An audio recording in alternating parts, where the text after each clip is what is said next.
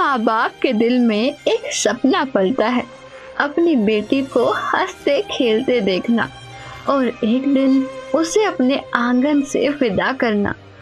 बचपन से ही उसकी हर हंसी, हर कदम उस दिन की तैयारी होती है जिस दिन उसकी डोली सजेगी। लेकिन इस सपने के पीछे एक सच्चाई छुपी है, एक ऐसा सच जो कई बार खुशियों को छीन लेता है। दहेज का लालच, दिखावे की दौड़ और वो रिवाज जो न जाने कितने घरों की नींव हिला चुके हैं।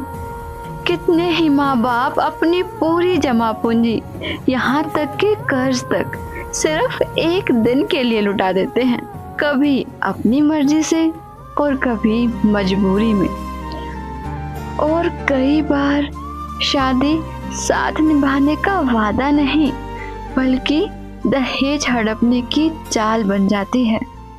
लेकिन इस अंधी दौड़ में एक ऐसे महापुरुष भी हैं जिन्होंने इस कुप्रथा को जड़ से खत्म करने का बीड़ा उठाया है, जिनकी मुहिम ने लाखों जिंदगियों की दिशा बदल दी और जिनकी शिक्षा ने बेटियों को इज्जत और सुरक्षा का हक दिलाया। अब हमने ये प्रतिज्ञा करनी है कि ना दहेज लेंगे ना देंगे, चाहे ब्याह हो चाहे ना हो। और क्यों, कैसे ना होगा? वाह भाई वाह, भगवान ने संस्कार जोड़ रखा, उसने मिटा कौन देगा? यदि कर्म तेरे पावन है सभी, डूबेगी नहीं तेरी नाव कभी। तेरी बाह पकड़ने को वो भेष बदल के आएगा, पता नहीं किस रूप में आकर नारायण मिल जाएगा। पता नहीं किस रूप में आकर नारायण मिल जाएगा। ये कहानी है उस बदलाव की जिसकी प्रेरणा हमें संत रामपाल जी महाराज जी के सत्संग प्रवचनों से मिली, और एक ऐसी बेटी की जिसके माँ बाप ने उसकी मुस्कान के लिए अपनी हर ख्वाहिश, हर सांस कुर्बान कर दी।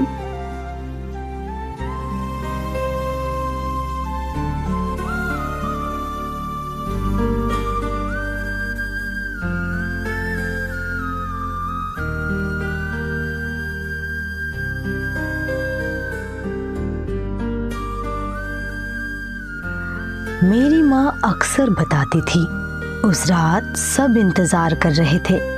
पिता दुकान जल्दी बंद करके लौटे थे। दादी लगातार मन्नतें मांग रही थी। सबकी निगाहें एक ही उम्मीद पर टिकी थी।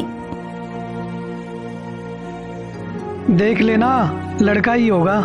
रिया का भाई आने वाला है। बेटी हुई है। और फिर मेरी बड़ी बहन पैदा हुई, लेकिन उस खुशी के साथ जो खामोशी आई, वहीं से हमारी कहानी की शुरुआत हुई।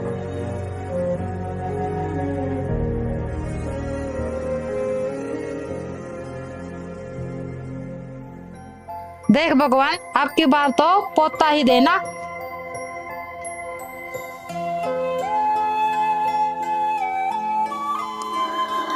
माँ बताती थी उन दिनों लड़का पाने के लिए लोग क्या क्या नहीं करते थे, पूजा, तांत्रिक, ताबीज।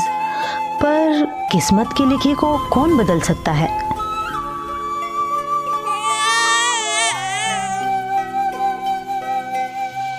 लड़की हुई है।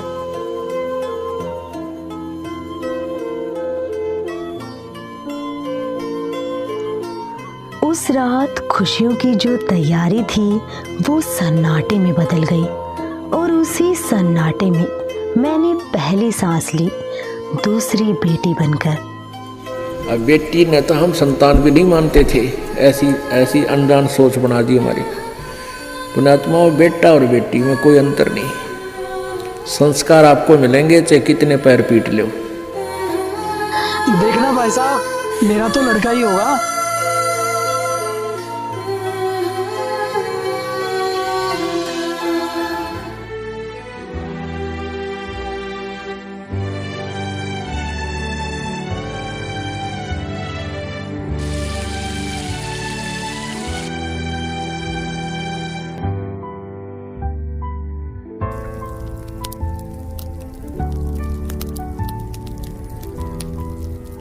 देख बेटा, रोटी जरा ठीक से सेक, कच्ची ना रह जाए।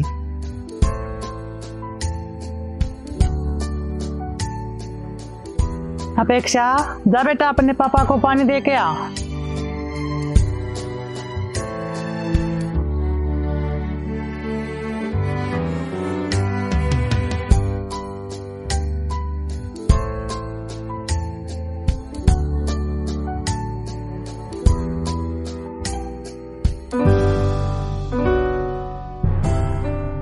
रुक जा गरिमा, रुक जा। पकड़ के दिखाओ दीदी।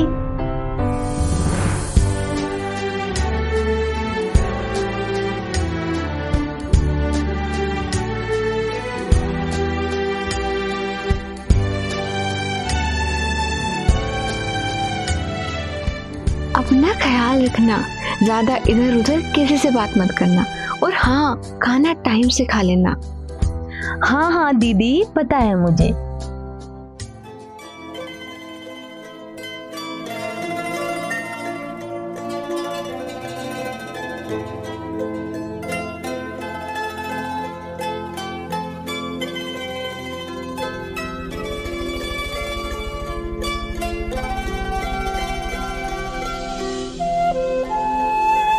अरे सुषमा, कैसी हो? ठीक हो ना? हाँ बहन जी, सब ठीक है, बस गृहस्थी में लगी हूँ। जा बेटा, ये अंदर रख दे। ठीक है मम्मी। सुषमा, लड़की बड़ी हो रही है। अरे, मेरी दिल्ली वाली बहन सुमन को जानती हो ना? उसके लड़के ने अभी अभी डॉक्टरी की पढ़ाई पूरी की है और शहर में अपना छोटा सा क्लिनिक खोला है। मैं सोच रही थी अपनी अपेक्षा के लिए बात कर लेते, क्योंकि वो खानदानी लोग हैं और वो अपने बेटे के लिए सर्वगुण संपन्न बहू ढूंढ रहे हैं। ठीक है, मैं इसके पापा से बात करके बताती हूँ।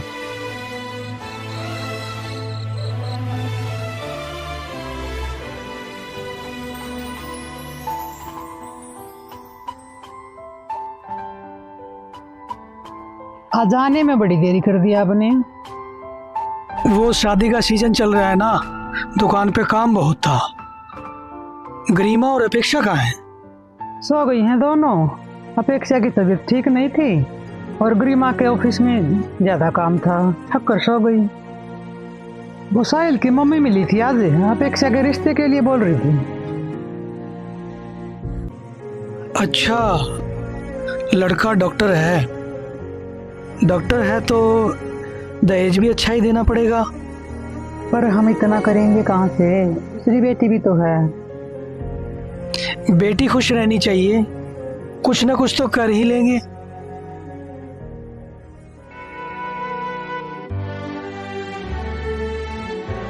मम्मी, जा रही हूँ मैं। गरिमा रुक, टिफिन लेती जा।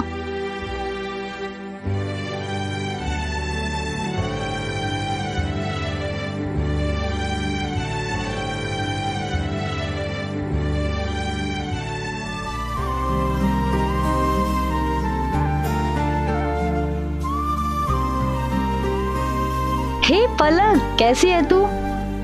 अच्छा, तू थी क्या? पलक, एक बात पूछूं तुझसे? हाँ बोल। घर पे सब ठीक है ना? शादी के बाद तू बड़ी परेशान सी रहने लगी है। अरे नहीं यार, सब ठीक है। बता ना पलक, तू कुछ तो छुपा रही है।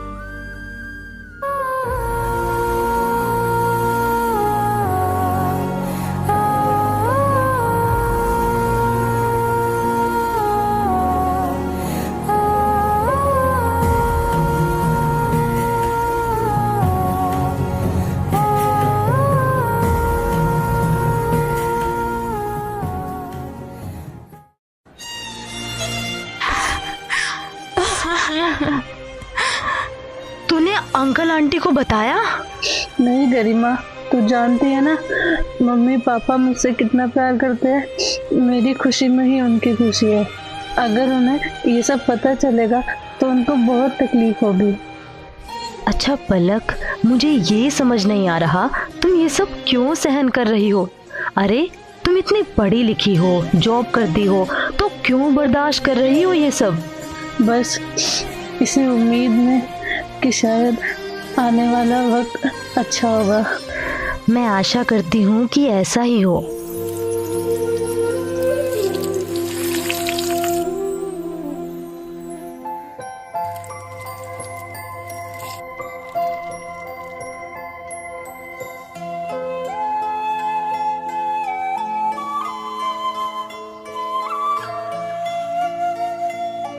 लीजिए भाई साहब।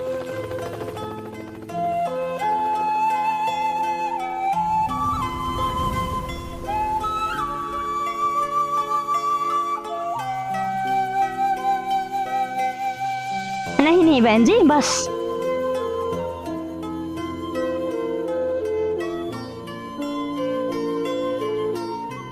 माफ करना भाई साहब। ये क्या बात हुई भाई साहब? आप तो अभी से इंतजार करवाने लग गए लड़के वालों को। गलती हो गई जी। राम जी की कृपा से दुकान पर सुबह सुबह ही ग्राहकों की भीड़ लग जाती है। अपेक्षा चाय लिया बेटा।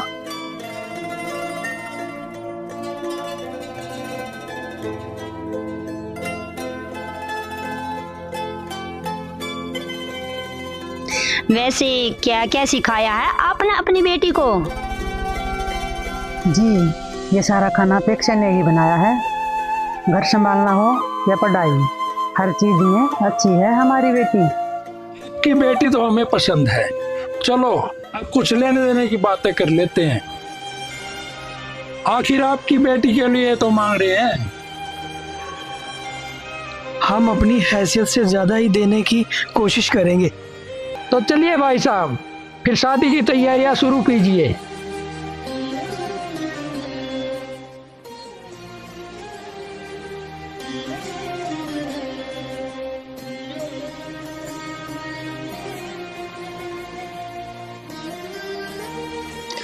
राम राम भाई साहब।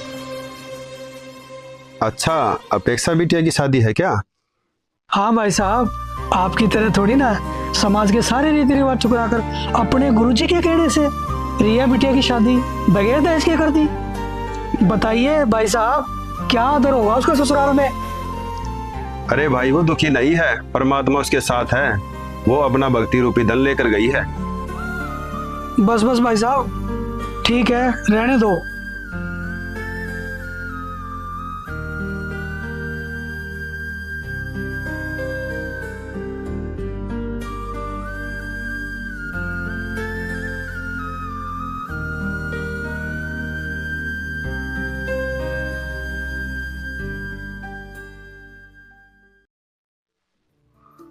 विवाह की तैयारियां आज से ही शुरू कर दो और वर्मा जी के यहाँ चले जाओ। टेंट वालों को सारा काम समझा दो। बारात धर्मशाला में नहीं, होटल में ठहरेगी। कोई कमी नहीं रहनी चाहिए। और गरिमा बेटा, मेहमानों की लिस्ट जल्दी से तैयार कर दे। और घर के पेंट का काम भी समय रहते पूरा हो जाना चाहिए। जिस तरह की शादी का सपना देख रहे हो, कुछ अंदाजा भी है उसमें कितना खर्चा होगा? दुकान तो पहले गिरवी रखी हुई है, अब क्या घर को भी बेच दोगे? छोटी बेटी का भी तो ब्याह करना है, उसके लिए क्या बचेगा? हाँ, अंदाजा है, पर बेटी खुश रहनी चाहिए।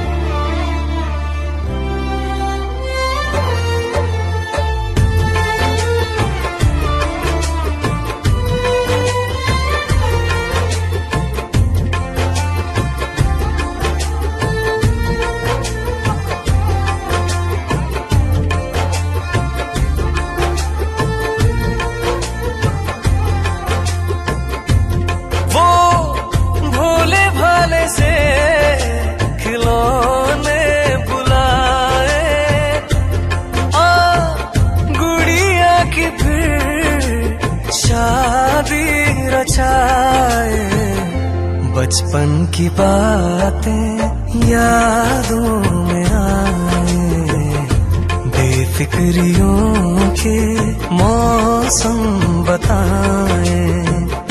मेहंदी लगी थी, दुल्हन सजी थी, मेहंदी लगेगी, दुल्हन सजेगी।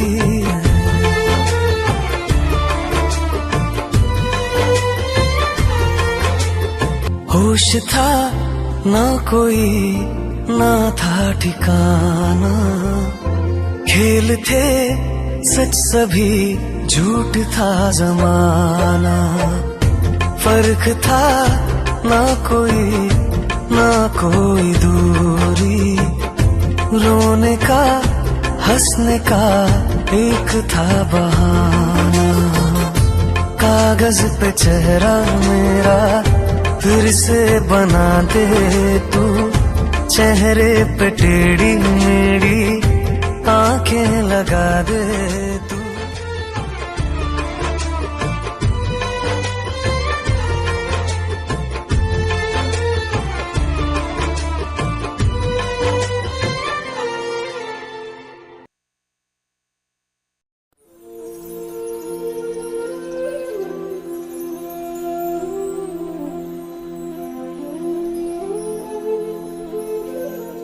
ये साड़ी दी है तेरी माँ ने, ये साड़ी इतना हल्का हार, ये तो फूंक मारते ही उड़ जाएगा।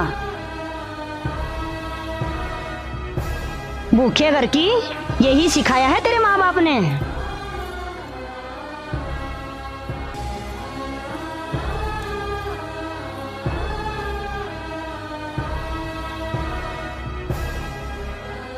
अब तेरी जरूरत नहीं, बहू आ गई है।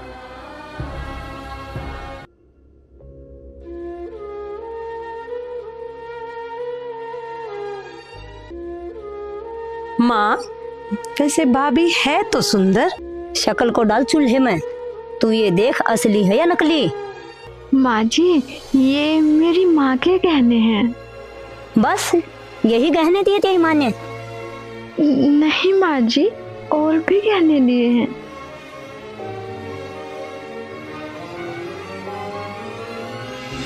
ओहो, क्या घटिया साड़ी है। ये तो उससे भी घटिया है। इससे अच्छे कपड़े तो हमारी नौकरानी पहनती है। ये फिर भी ठीक ठाक है, इसे मैं रख लेती हूँ। हाँ हाँ रख ले, किसी को पूछने की क्या जरूरत है।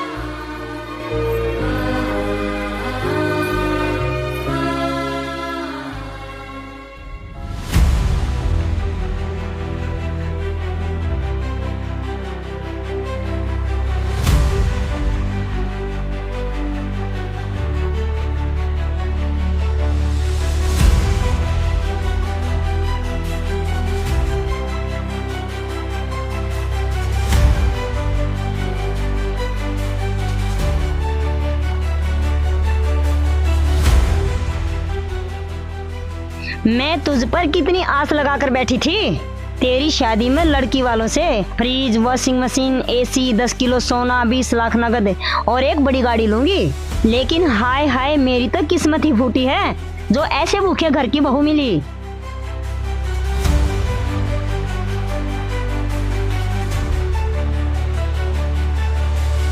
चाय भी अब मांगनी पड़ेगी क्या तुमसे? बैठा हूं ना, चाय दो।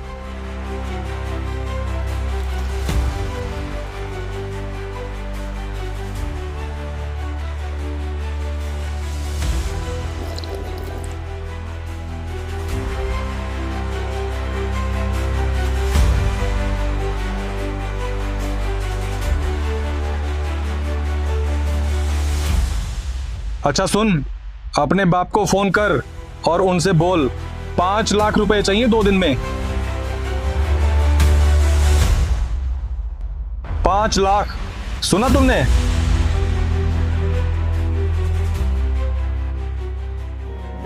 नैना जो सांझ ख्वाब देखते थे, नैना बिछड़ के आज रो दिए हैं यूं।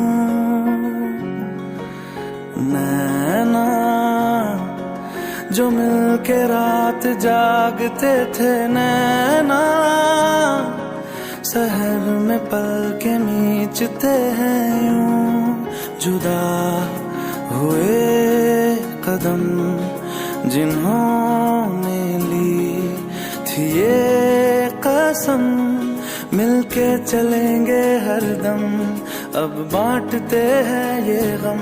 भीगे नैना जो खिड़कियों से झांकते थे नैना, घुटन में बंद हो गए हैं।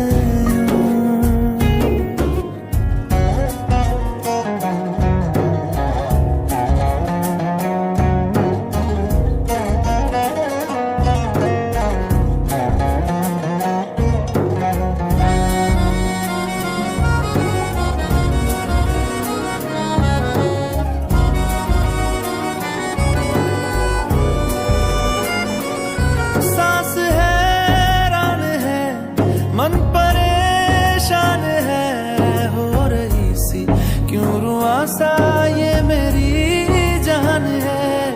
क्यों निराशा से है आस हारी हुई, क्यों सवालों का उठा सा दिल में तूफान है।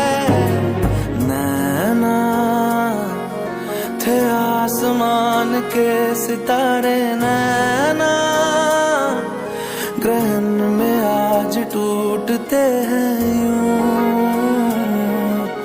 नैना कभी जो धूप सेकते थे, नैना ठहर के छाँव ढूंढते हैं यूं। आप सब ऐसा क्यों कर रहे हो मेरे साथ?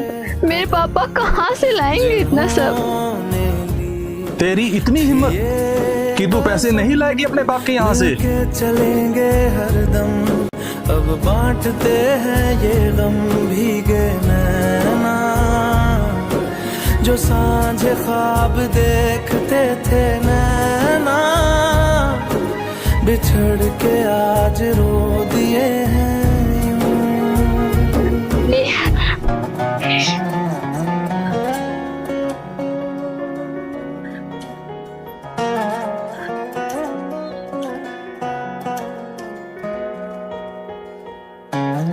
अब मर बिना पानी के, जब तक अपने बाप से पैसे नहीं लेके आएगी हम ऐसे ही करेंगे। नैना जो सांझ ख्वाब देखते थे, नैना बिछड़ के आज रो दिए हैं यूं।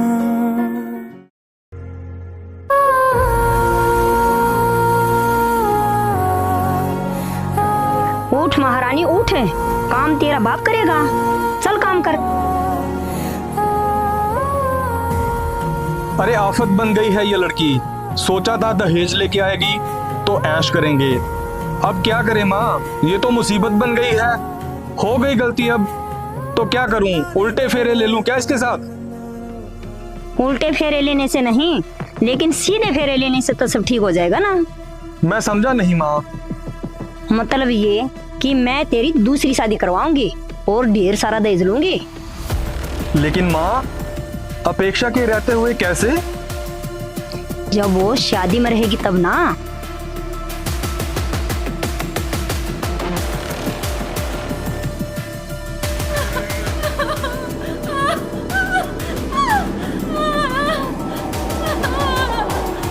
बिटिया, ससुराल में सबका दिल जीतना, लड़ झगड़ कर रूठ कर कभी वापस मत आना। बेटा, कुछ भी करने से पहले समाज में मेरी इज्जत का ख्याल रखना। देख, तेरी छोटी बहन भी है, नहीं तो कौन थामेगा उसका हाथ? तेरा एक गलत कदम उसकी ज़िंदगी बर्बाद कर देगा।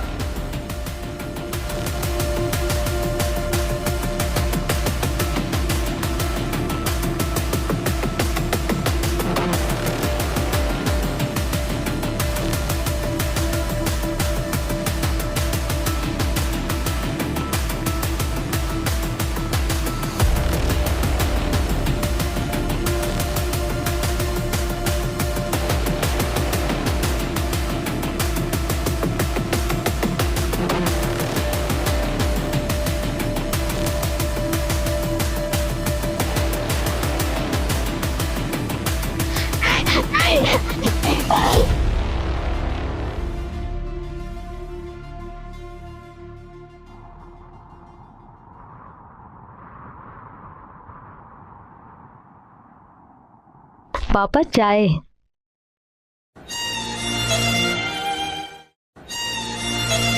क्या हुआ पापा?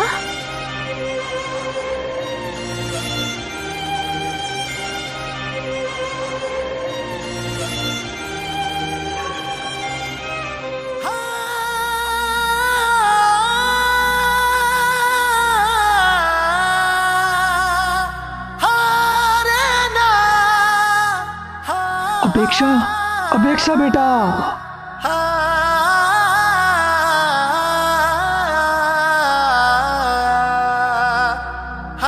खाना नहीं बनाती थी बहन जी, घर नहीं संभालती थी आपका, क्यों मार दिया इसे?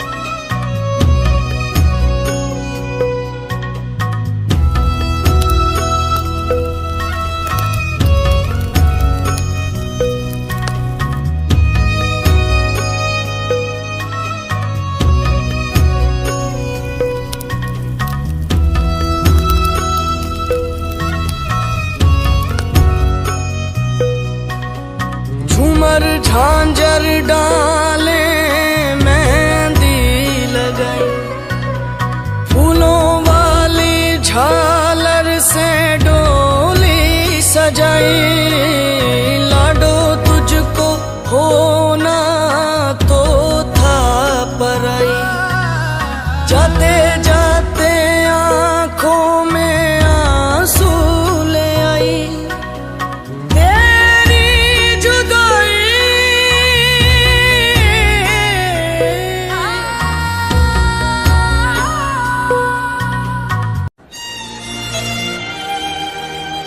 हेलो पलक। पर आंटी कैसे?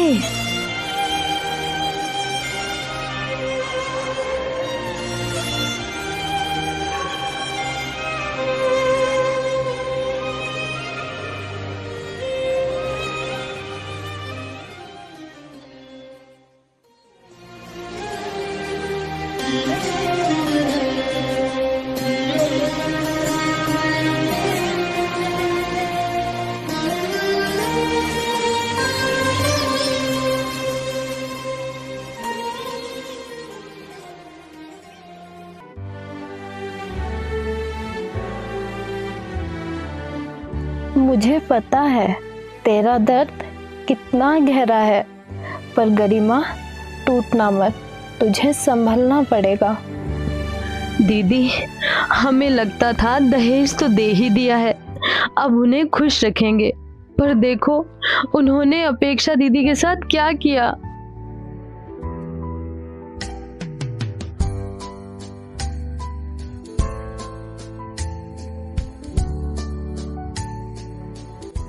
बेटी, तू ठीक तो है ना? कहीं तेरे साथ भी तेरे ससुराल वाले तुझे ताने वाने तो नहीं देते? क्योंकि तेरे पापा ने तो दहेज ही नहीं दिया था। नहीं चाचा जी, वहाँ कोई ताने नहीं मारता, वो मुझे बहू नहीं बेटी बनाकर रखते हैं। वो रिश्ता सौदे का नहीं भरोसे का है। वहाँ किसी ने मुझसे कुछ नहीं मांगा, उल्टा मेरी खुशी को अपनी जिम्मेदारी माना। मुझे माफ़ कर दो भाई साहब, मैंने आपको बहुत बुरा भला कहा। सोचा दहेज ही बेटी की ढाल है, वही उसे ससुराल में सम्मान दिलाएगा, लेकिन दहेज देकर भी मैंने अपनी अपेक्षा को खो दिया।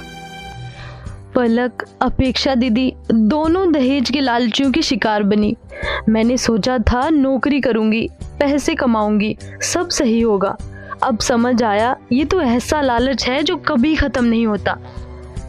गरिमा, बदलाव पैसे से नहीं सोच से आता है। मैंने वहाँ जाकर देखा सम्मान का रिश्ता कैसा होता है। जब शादी दिखावे से नहीं भरोसे से परमात्मा को साक्षी मानकर होती है, तब पैसों का दहेज नहीं, सद्भक्ति का दहेज बेटी के साथ जाता है। तब बेटी रोती नहीं, खिलखिलाती है। जीवन की सारी आपत्तियों से परमात्मा रक्षा करते हैं। तो परमात्मा की शरण में आने के बाद वही विवाह आज आप देख रहे हो, उस परमेश्वर की कृपा से परमात्मा ने हमारा ज्ञान हटा दिया। यहाँ पर बच्चों का विवाह करा दिया जाता है और 5-7 भगत उनके रिश्तेदार आते हैं, घर वाले, और यहाँ आश्रम में उनका 10 रुपए खर्च नहीं होता। सिंपल रोटी जो रोज हम बनाते हैं वही खाएंगे। ये ड्रामाबाजी हमने नहीं करनी। बच्चों का संयोग परमात्मा जोड़ता है। हमारे इस नाटकबाजी से विवाह नहीं होता। विवाह तो मालिक ने कर रखा होता है और वचन से बच्चे एक दूसरे से जोड़े जाते हैं।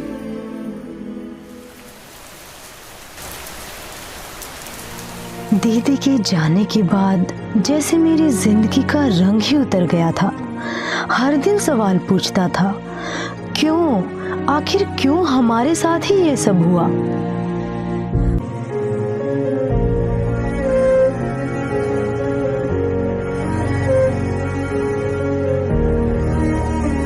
मैंने सोचा, अगर दुनिया में भगवान है तो उन्होंने हमारी रक्षा क्यों नहीं की, या फिर क्या मैं उन्हें पहचान ही नहीं पाई।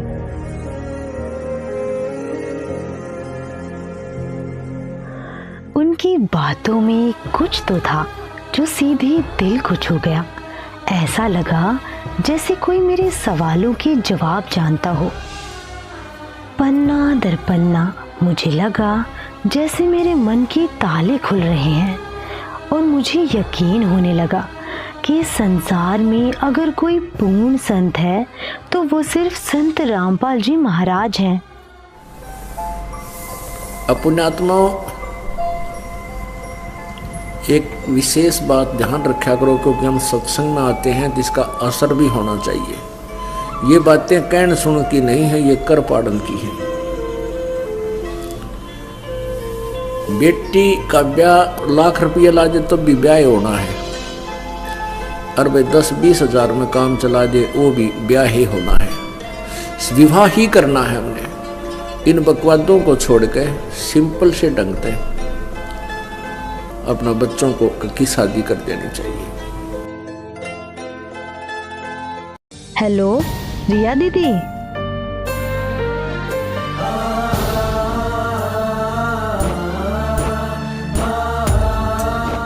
पापा, मम्मी, आज मैंने संत रामपाल जी महाराज जी से नाम दीक्षा ले ली है। तूने उससे नाम ले लिया? ये सब इतना आसान नहीं था। पहले मुझे भी लगता था कि सुख तो पैसा, शोहरत और दिखावे में है, लेकिन अब समझ आया असली सुख तो सिर्फ परमात्मा की शरण में है। जैसे मेरे मन के ताले खुले, वैसे ही मम्मी पापा के भी खुल गए और आखिरकार उन्होंने भी सच को पहचान ही लिया। भाई साहब, गरिमा बिटिया की रमैनी है। परमात्मा ने बड़ी दया की कि तुम समझ गए भाई। काश ये मैंने समय रहते समझाता। जब शादी सौदे का नहीं, भरोसे का रिश्ता हो तो बेटी रोती नहीं, खिलखिलाती है, और जब परमात्मा की शरण में बंधन बनता है तो जीवन की हर मुश्किल आसान हो जाती है। कभी औरत को पति की चिता पर जला दिया जाता था, आज तो पति ही जिंदा जला देता है अपनी पत्नी को। शादी बराबरी का रिश्ता है, फिर क्यों इसे हमने पैसों और दहेज का सौदा बना दिया। हर दिन कितनी बेटियां जलती हैं, कितनी जहर पीती हैं, कितनी ही डरते डरते अपनी जिंदगी हार जाती हैं, और हम सब चुप खड़े बस देखते रहते हैं। दहेज एक ऐसा लालच है जिसका अंत कभी नहीं होता। आज तीज त्योहार, कल बच्चे का जन्म, फिर किसी और की शादी, मांग बस बढ़ती ही जाती है। याद रखो, दहेज देकर बेटी की शादी तो हो सकती है, लेकिन उसके लिए प्यार और इज्जत कभी नहीं खरीदी जा सकती। आखिर कब तक बेटियां जलती रहेंगी, कब तक ये सिलसिला चलता रहेगा और कब तक हम नाकाम साबित होते रहेंगे? ये सिर्फ एक कहानी नहीं, एक चेतावनी है, एक उम्मीद है और एक ऐसा सच जिसे नजरअंदाज करने की कीमत हमारी आने वाली पीढ़ियां चुकाएंगी। अब जैसे बेटियां वैसे बोझ मान रखी थी दहेज के कारण, अब दहेज खत्म कर दिया, बिल्कुल समाप्त। ना बात, ना छुटछत, ना कोथड़ी संधारा, बेमतलब की बकवास सारी हटवा दी। और हमारे बच्चे मान गए, मेरे बच्चे, ये बिल्कुल ये गलत था और ये जीवन अब जो जी रहे हैं ये है जीवन असली।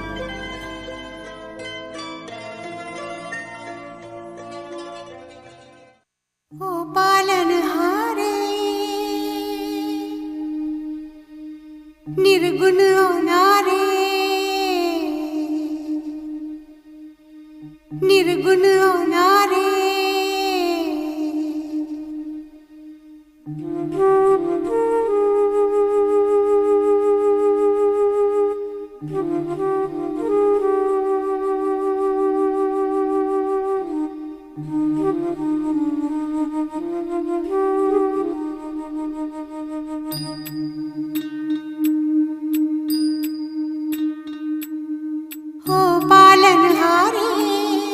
निर्गुण न्यारे, तुम्हरे बिन हमरा कोनो नहीं। हमरी उलझन सुलझाओ भगवन, तुम्हरे बिन हमरा कोनो नहीं। तुम्हें हमका हो संभाले, तुम्हें हमरे रखवाले, तुम्हरे बिन हमरा कोनो नहीं। तुम्हें बिन हमरा कोनो नहीं। लड़के की हमारे में कुविचार थे बहुत ज़्यादा। हम मतलब जगत के हिसाब से यही सोचते थे कि भाई लड़की का जो बोझ है बहुत ज़्यादा होता है। और मैं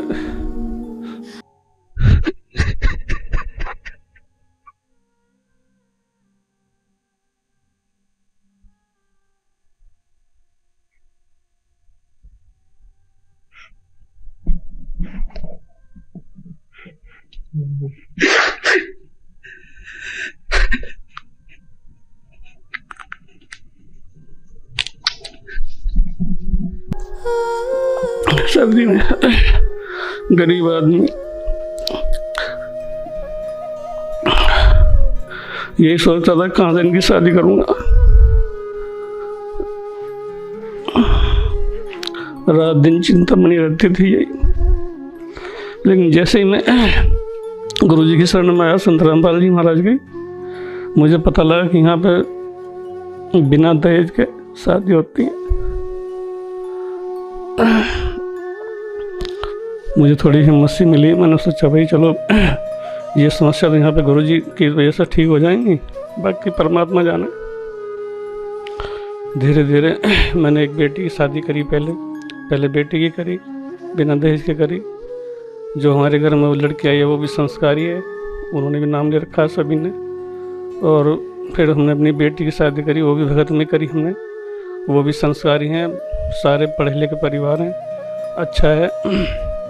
तीसरी बेटी की भी हमने शादी रामायण जी के द्वारा करी है, वो परिवार भी अच्छा है, संस्कारी हैं सब, कोई दिक्कत नहीं आई। हमने ये महसूस करा जो जगत में हमारे आसपास के रहने वाले लोग हैं जो 20-20 लाख रुपए लगा कर शादी कर रहे हैं, उनकी लड़की आजकल परेशान है। यहाँ पे संत रामपाल जी महाराज की शरण में आने के बाद जो हमने महसूस करा, जहाँ हम पहले थे जगत में, वहाँ तो लोग बाग जो है दहेज देने के बाद भी, 20-20 लाख रुपए खर्च करने के बाद भी उनकी जो बेटियाँ हैं, उनके पति जो हैं वो जुआ खेलना शुरू कर देते हैं, नशा करते हैं, दुनिया भर का मांस, मतलब दुनिया भर के घर में टेंशन रखते हैं। बेशक वो नौकरी भी करते हो, कुछ भी करते हो, लेकिन फिर भी जो है वो हमारी बेटी से अच्छे नहीं है। क्योंकि हमारे जो परिवार जहाँ पर हमने अपने बच्चों की शादी करी है, कोई भी किसी तरह का बुराई नहीं करता, ना शराब पीता है, ना कोई किसी तरह का मांस में मदिरा वगैरह करते हैं, बिल्कुल साफ सुथरे हैं। यहाँ पे किसी तरह का आडंबर नहीं है बिल्कुल भी। वेल हाँ, वे लोग जो हैं दिखावा ज़्यादा करते हैं कि हमने 20 लाख की शादी कर दी, हमारे बच्चे ज़्यादा सुखी रहेंगे। लेकिन हमने ये महसूस करा कि उनके बच्चे सुखी नहीं हैं, वो तो हमसे भी ज़्यादा दुखी हैं। गुरुजी ने बताया कि जो दहेज ले रहे हैं या दे रहे हैं वो तो उनके संस्कार बढ़ रहे हैं एक दूसरे के जय, वो हमारे यहाँ ख़त्म हो रहे हैं। परमात्मा की भक्ति से हमें पता लगा कि ये जो संस्कार हैं ये हमें यहीं ख़त्म करने हैं, हमें जोड़ने नहीं है। संत रामपाल जी महाराज की शरण में आने के बाद मैं मतलब इतना एहसान मानूंगा गुरुजी का मरते दम तक, क्योंकि जो पहले परेशानी थी उनको उसमें मैं इतना परेशान था कि मैं आत्महत्या तक की भी बात सोचता था दिमाग में कि मतलब जो है मैं अगर ये सुधार नहीं हुआ तो मैं ऐसे कर लूँगा, मैं कभी सभी बच्चों को जहर दे दूँगा या कभी मतलब निकल के चला जाऊँगा, इस तरह की बात दिमाग में आती थी। आज मैं सुखी हूँ। मैं ये कहना चाहूँगा जगत के लोगों को कि आप लोग भी जय संत रामपाल जी महाराज जी की शरण में आके उनके सत्संग को सुने और उनके जो है विचार को सुनकर आप भी नाम दीक्षा लेवें। आज के टाइम में दहेज को इतना बड़ा महाअभिशाप माना जाता है, जिसकी वजह से मतलब बेटियों को भी पेट में अगर पता चल जाए ना कि बेटी है कोख में, तो बेटी को कोख में मार दिया जाता है। आखिर क्यों ऐसे करते हैं? अगर पता भी चल जाए कि बेटी हुई है, अगर फिर पैदा होने के बाद भी बेटियों को कूड़े के ढेर पे फेंक देंगे। पहले तो पेट में मरवा देंगे, अगर वो बच भी जाती है तो फिर उसको कूड़े के ढेर पे फेंकवा देते हैं बेटियों को। आखिर ऐसा क्यों करते हैं और ये कब तक चलेगा ऐसा? अगर बेटी बड़ी भी हो जाती फिर भी उसको मतलब बोझ समझते हैं उस बेटी को भी कि हम इतना दहेज कहाँ से देंगे बेटियों को। एक बाप से पूछो कि वो बाप कैसे इतना मतलब दहेज इकट्ठा करेगा, कर्जा करेगा, उसको बोझ लगती है वो बेटी। और हमारे पड़ोस में एक व्यक्ति है, उस व्यक्ति मतलब आप बीता उसका, हमने अपनी आंखों से प्रूफ देखा है उसका व्यक्ति का, मतलब उसको टीबी हो गई उस इंसान को। और टीबी होने के बाद वो इंसान मतलब उसके छोटे बच्चे थे, मतलब इतने भी छोटे नहीं थे, मतलब उसकी 2 बेटियां थी और बेटियों को लेकर वो इंसान मतलब एक बाइक पे रख के मतलब बाइक पे बैठा के लेके गया बेटियों को। और वो उस इंसान ने नहर में उन बेटियों के साथ वो बेटियों को पहले गिराया उसने, फिर वो उस मतलब वो खुद भी नदी में गिर गया, उस मतलब बेटियां भी मर गई और वो खुद भी मर गया। मतलब दहेज की वजह से मतलब आत्महत्या तक करनी पड़ती है आज के समाज में दुनिया को। और हमारे गुरुजी संत रामपाल जी महाराज जी ने इतना बड़ा उपकार किया इस दुनिया पर, इस मतलब पूरे विश्व में। संत रामपाल जी महाराज जी ने दहेज प्रथा को बिल्कुल जड़ से खत्म किया और हम इस संत रामपाल जी के इस उपकार को पूरे जीवन भर मतलब कि हम इस उपकार को भूल ही नहीं सकते कि हमारे संत रामपाल जी महाराज जी ने इतना बड़ा उपकार किया हम पे कि दहेज प्रथा को जड़ से खत्म कर दिया। कि आज जितने भी इनके अनुयायी हैं, 9.5 करोड़ अनुयायी हैं, इनका एक भी फॉलोवर्स मतलब दहेज लेता ही नहीं है। आप भले जाकर आप चेक भी कर सकते हो इनके फॉलोवर्स को कि कोई भी दहेज नहीं लेते। और इनके जो फॉलोवर्स हैं ना तो नशा करते हैं, एक कहते हैं ना सोने की चिड़िया कहते हैं, जैसे संत रामपाल जी महाराज जी ने आज वो समय ला के खड़ा कर दिया है कि ये स्वच्छ समाज तैयार किया हमारे गुरुजी ने। मैं संत रामपाल जी महाराज जी को कोटि कोटि दंडवत प्रणाम करती हूँ। गुरुजी की वजह से, संत रामपाल जी महाराज जी की वजह से आज मैं भी एक महिला हूँ, मैं समझ सकती हूँ कि हाँ दहेज क्या होता है और इसकी वजह से कितना पीड़ित होना पड़ता है एक माँ बाप को भी कि वो बोझ बन के रह जाती हैं बेटियाँ। और हमारे संत रामपाल जी महाराज जी ने बिल्कुल जड़ से ख़त्म कर दी इन चीज़ों को। हमारे घर में भी बेटियाँ हैं मतलब हम मतलब इतना टेंशन फ्री हो गए कि अब हमें बिल्कुल दहेज नहीं देना और अच्छे घर में जाएंगी, संस्कारी घरों में जाएंगी हमारी बेटियां। हमें ये भी टेंशन नहीं कि हाँ लड़का कैसा मिलेगा, क्योंकि इनके जो फॉलोवर्स हैं वो किसी भी नशा या किसी चीज़ को मतलब गलत चीज़ को हाथ नहीं लगाते, ना नशाखोरी करते हैं, ना दहेज लेते हैं और ना ही ये रिश्वतखोरी करते हैं। इनके शिष्य जितने भी हैं, संत रामपाल जी महाराज जी मतलब ऐसा समाज तैयार कर रहे हैं ना जो कि विश्व में कोई कर ही नहीं सकता।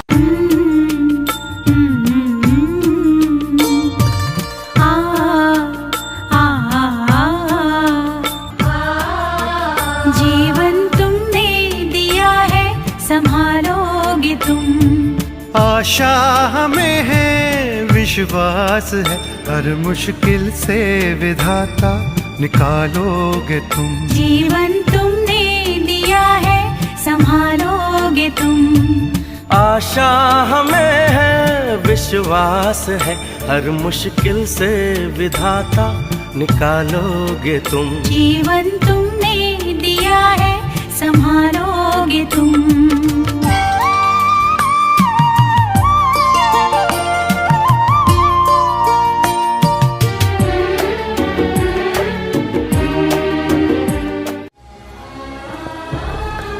मेरी बहन अपेक्षा तो चली गई, वो हंसी जो हमारे घर की जान थी दहेज की आग में जलकर राख हो गई। मैंने अपनी आंखों से देखा है कैसे दिखावे और लालच ने एक पूरे परिवार की सांसें छीन ली, लेकिन मैंने ये भी देखा है कि बदलाव मुमकिन है अगर हम सही रास्ता चुने। संत रामपाल जी महाराज जी ने हमें वो विधि बताई है जिससे बेटी का मान बढ़ेगा और बेटा रिश्ते का असली अर्थ समझेगा। फेरों के स्थान पर बोली जाने वाली 17 मिनट की असुर निकंदन रामायणी जो करोड़ गायत्री मंत्रों से भी उत्तम तथा लाभदायक है, जिसमें विश्व के सर्व देवी देव और पूर्ण परमात्मा का आह्वान तथा स्तुति प्रार्थना होती है, जिस कारण से सर्व शक्तियां उस विवाह वाले जोड़े की सदा रक्षा तथा सहायता करते हैं। इससे बेटी बची रहेगी, जीने की राह सुगम हो जाएगी और माँ बाप डर के साए में नहीं गर्व के साथ अपनी बेटी को विदा करेंगे। मेरी बहन तो लौट कर नहीं आएगी, लेकिन आपकी बहन, आपकी बेटी, आपकी भांजी अब भी बच सकती है। दहेज मिटाओ, सद्भक्ति अपनाओ, हर बेटी का भविष्य बचाओ, क्योंकि बेटी कोई बोझ नहीं, वो तो घर की रोशनी है। और लड़की इसी कारण से हमारे लिए बोझ बन गई। एक गऊ जैसी आत्मा होती है बेटी की। हमने खूब देखा है, बेटा और बेटी रोटी खा रही है, माता पिता कोई बोलता है बेटे को एक वो काम कर, वैसे भी कहा ये काम करिए, बेटा तो कहेगा को नहीं करता, और बेटी रोटी खा रही होगी ना, खाना छोड़कर उठ कर चल पड़ेगी उस काम को करके आओगी। अब ये हमें बोझ क्यों बनाई? अपने ड्रामाबाजी से, अपनी बकवादों से, दहेज के कारण। तो इस प्रकार हमने इस हर तरह की जो बुराई हमारे समाज में घर कर गई, इसको भी आपने बहुत गहराई से सोच कर एक मर्यादा मार के उद्देश्य से नहीं कि मैंने कह दिया आपने शुरू कर दिया, नहीं, ये नियम ना समझना, ये आवश्यकता समझना।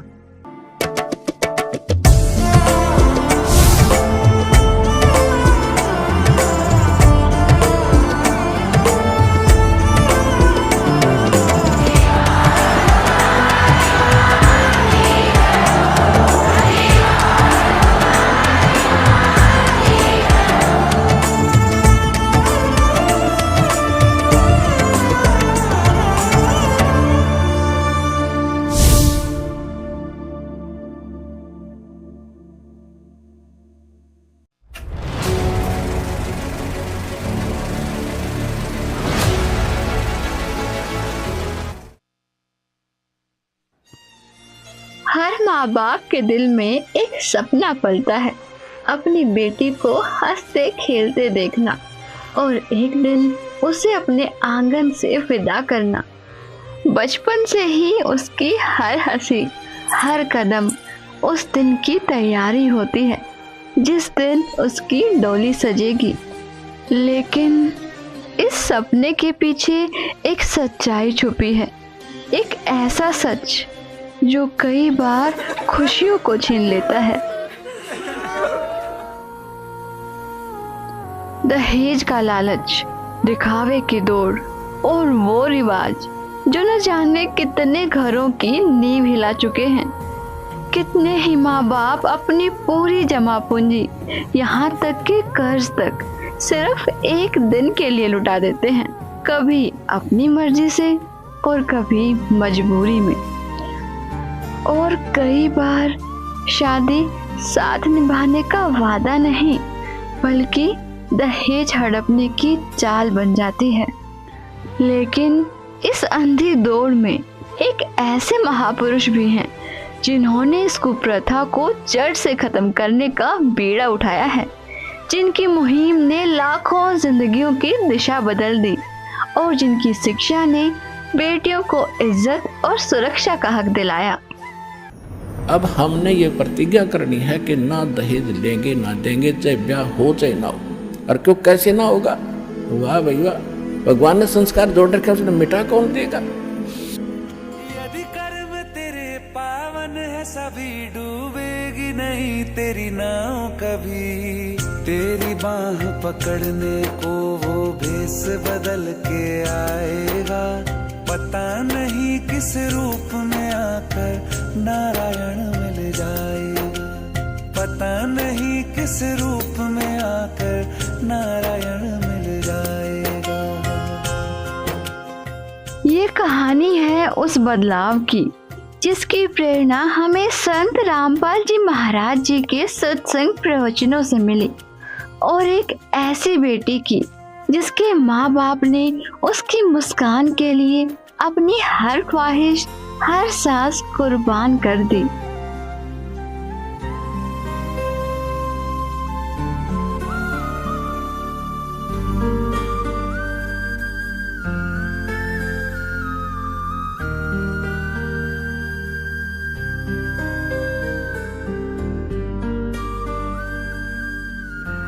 मेरी माँ अक्सर बताती थी, उस रात सब इंतजार कर रहे थे। पिता दुकान जल्दी बंद करके लौटे थे। दादी लगातार मन्नतें मांग रही थी। सबकी निगाहें एक ही उम्मीद पर टिकी थी। देख लेना, लड़का ही होगा। रिया का भाई आने वाला है। बेटी हुई है। और फिर मेरी बड़ी बहन पैदा हुई, लेकिन उस खुशी के साथ जो खामोशी आई, वहीं से हमारी कहानी की शुरुआत हुई।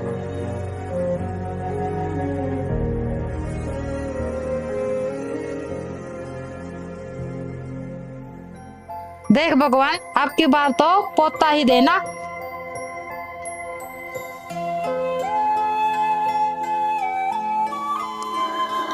माँ बताती थी उन दिनों लड़का पाने के लिए लोग क्या क्या नहीं करते थे, पूजा, तांत्रिक, ताबीज, पर किस्मत के लिखे को कौन बदल सकता है।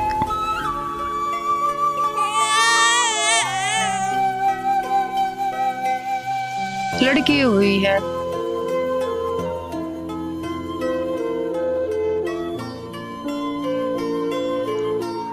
उस रात खुशियों की जो तैयारी थी वो सन्नाटे में बदल गई, और उसी सन्नाटे में मैंने पहली सांस ली, दूसरी बेटी बनकर। अब बेटी ने तो हम संतान भी नहीं मानते थे, ऐसी ऐसी अनजान सोच बना दी हमारी। पुण्यात्मा, बेटा और बेटी में कोई अंतर नहीं। संस्कार आपको मिलेंगे चाहे कितने पैर पीट लो। देखना भाई साहब, मेरा तो लड़का ही होगा।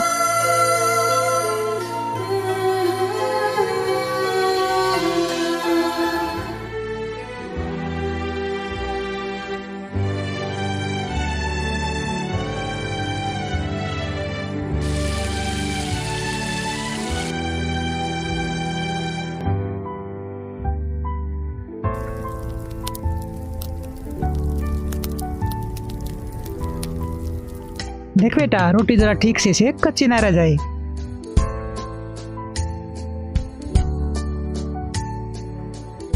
अपेक्षा, जा बेटा अपने पापा को पानी दे के आ।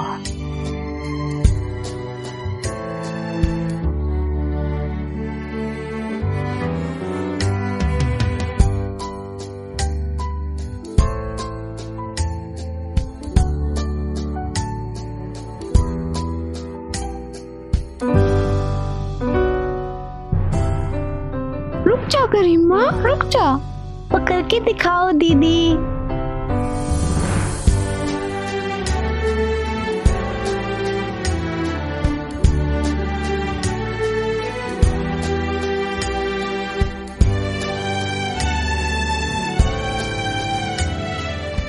अपना ख्याल रखना, ज्यादा इधर उधर किसी से बात मत करना, और हाँ, खाना टाइम से खा लेना।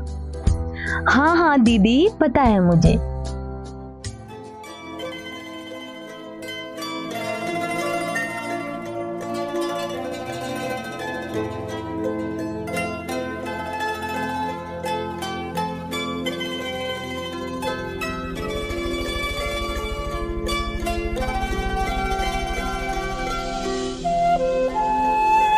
अरे सुषमा, कैसी हो? ठीक हो ना? हाँ बहन जी, सब ठीक है, बस गृहस्थी में लगी हूँ। जा बेटा, ये अंदर रख दे। ठीक है मम्मी। सुषमा, लड़की बड़ी हो रही है। अरे मेरी दिल्ली वाली बहन सुमन को जानती हो ना, उसके लड़के ने अभी अभी डॉक्टरी की पढ़ाई पूरी की है और शहर में अपना छोटा सा क्लिनिक खोला है। मैं सोच रही थी अपनी अपेक्षा के लिए बात कर लेते, क्योंकि वो खानदानी लोग हैं और वो अपने बेटे के लिए सर्वगुण संपन्न बहू ढूंढ रहे हैं। ठीक है, मैं इसके पापा से बात करके बताती हूँ।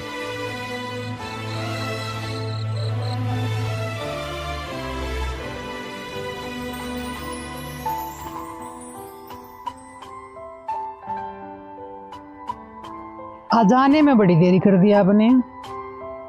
वो शादी का सीजन चल रहा है ना, दुकान पे काम बहुत था। गरिमा और अपेक्षा कहाँ हैं? सो गई हैं दोनों। अपेक्षा की तबीयत ठीक नहीं थी और गरिमा के ऑफिस में ज्यादा काम था, थक कर सो गई। वो साहिल की मम्मी मिली थी आज, अपेक्षा के रिश्ते के लिए बोल रही थी। अच्छा, लड़का डॉक्टर है। डॉक्टर है तो दहेज भी अच्छा ही देना पड़ेगा। पर हम इतना करेंगे कहाँ से? दूसरी बेटी भी तो है। बेटी खुश रहनी चाहिए, कुछ ना कुछ तो कर ही लेंगे।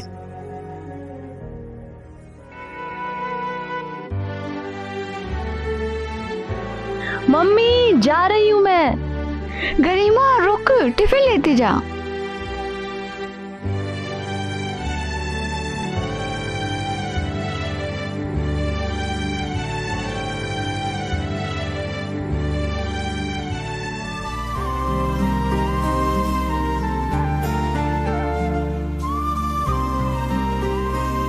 हे पलक, कैसी है तू?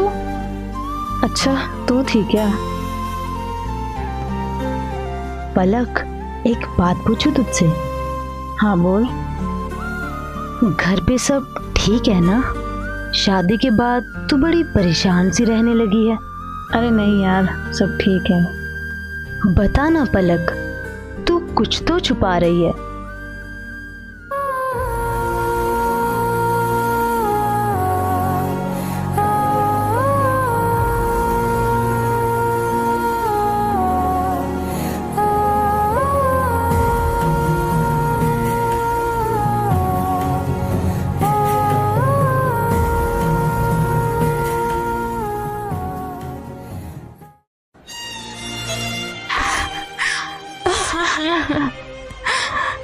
तूने अंकल आंटी को बताया?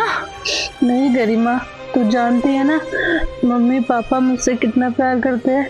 मेरी खुशी में ही उनकी खुशी है। अगर उन्हें ये सब पता चलेगा तो उनको बहुत तकलीफ होगी। अच्छा पलक, मुझे ये समझ नहीं आ रहा तुम ये सब क्यों सहन कर रही हो?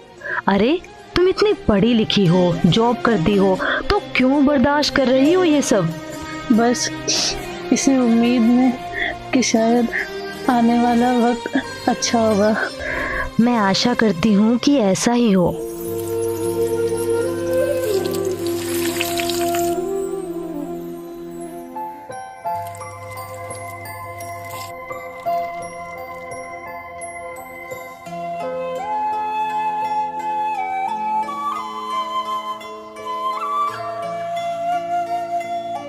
लीजिए भाई साहब।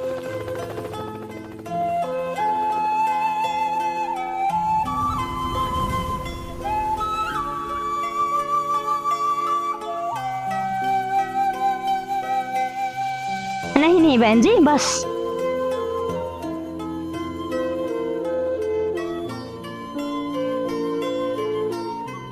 माफ करना भाई साहब।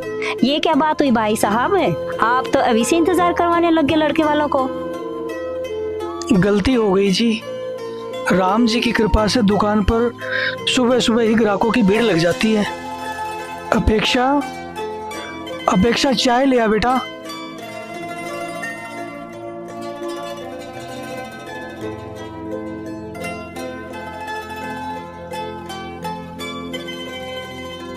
वैसे क्या क्या सिखाया है आपने अपनी बेटी को?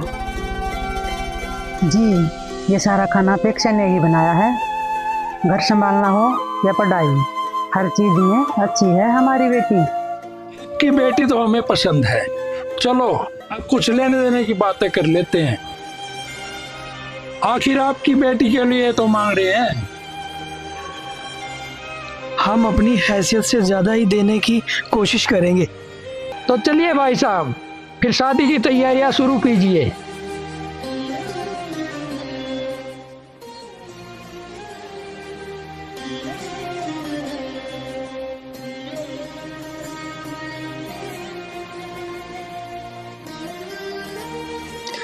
राम राम भाई साहब। अच्छा, अपेक्षा बिटिया की शादी है क्या? हाँ भाई साहब, आपकी तरह थोड़ी ना समाज के सारे रीति रिवाज चुकरा कर अपने गुरुजी के कहने से रिया बिटिया की शादी बगैर दहेज के कर दी। बताइए भाई साहब, क्या आदर होगा उसके ससुराल में? अरे भाई, वो दुखी नहीं है, परमात्मा उसके साथ है। वो अपना भक्ति रूपी धन लेकर गई है। बस बस भाई साहब, ठीक है, रहने दो।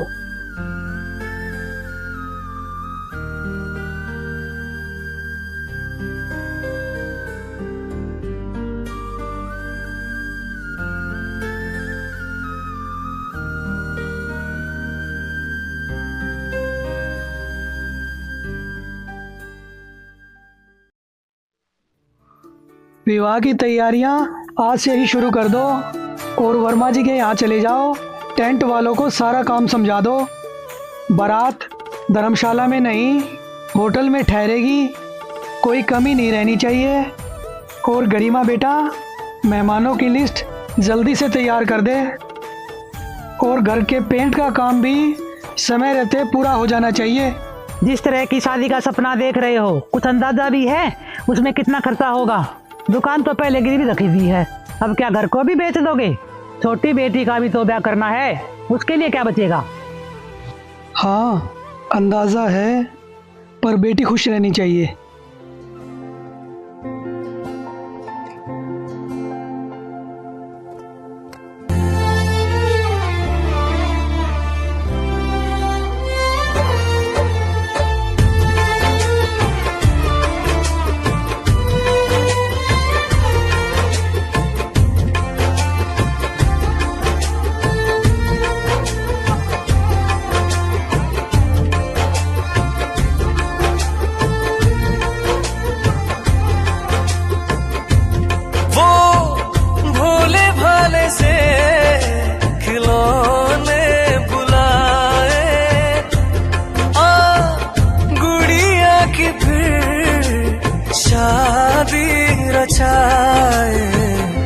बचपन की बातें यादों में आए, बेफिक्रियों के मौसम बताए।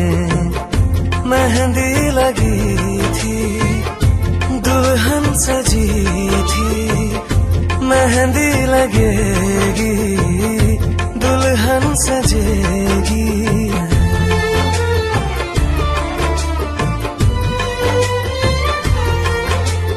होश था ना कोई, ना था ठिकाना, खेल थे सच सभी, झूठ था जमाना।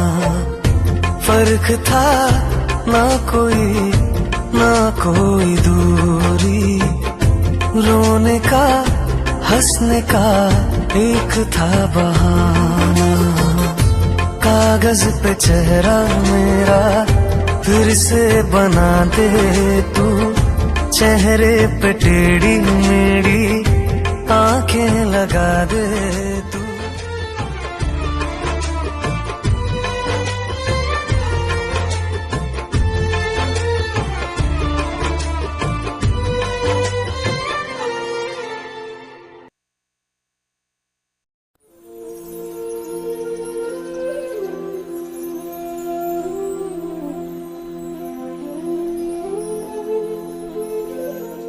ये साड़ी दी है तेरी माँ ने, ये साड़ी।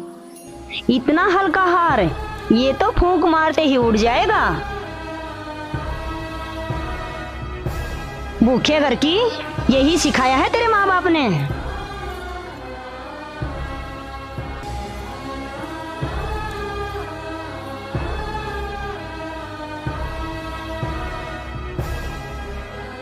अब तेरी जरूरत नहीं, बहू आ गई है।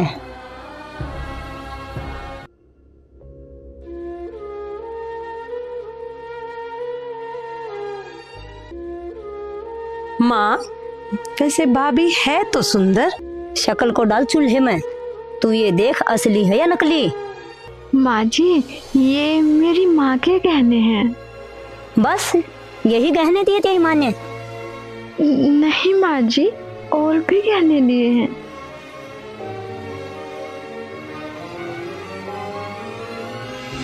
ओहो, क्या घटिया साड़ी है। ये तो उससे भी घटिया है। इससे अच्छे कपड़े तो हमारी नौकरानी पहनती है। ये फिर भी ठीक ठाक है, इसे मैं रख लेती हूँ। हाँ हाँ रख ले, किसी को पूछने की क्या जरूरत है।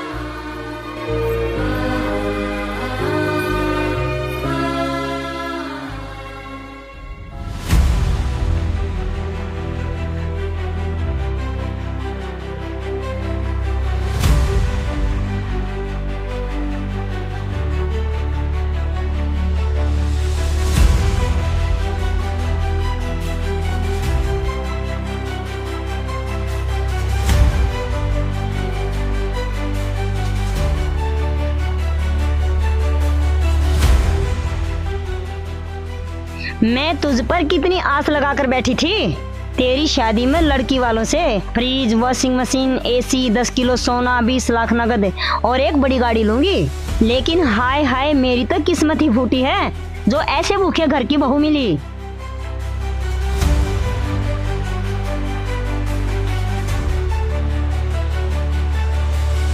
चाय भी अब मांगनी पड़ेगी क्या तुमसे? बैठा हूं ना, चाय दो।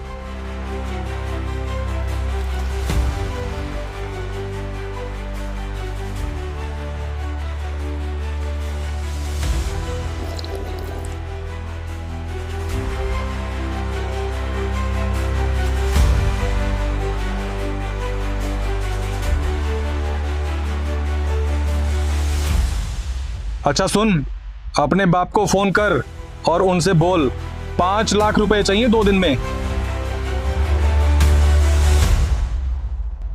5 लाख, सुना तुमने?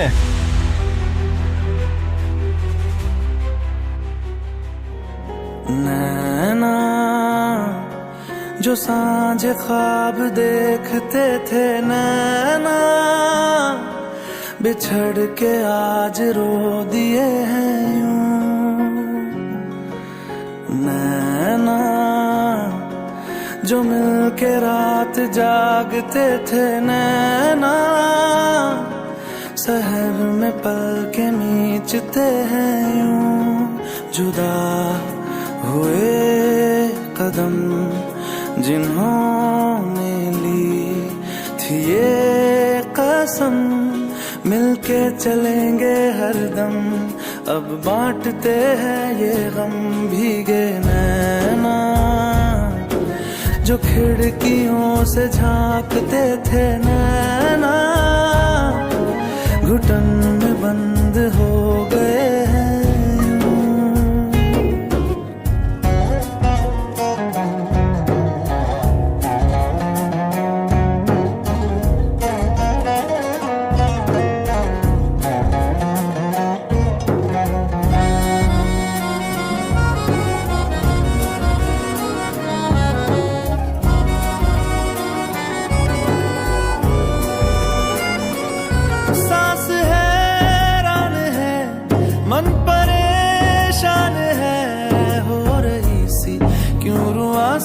ये मेरी जान है, क्यों निराशा से है आस हारी हुई, क्यों सवालों का उठा सा दिल में तूफान है। नैना थे आसमान के सितारे, नैना ग्रहण में आज टूटते हैं यूं।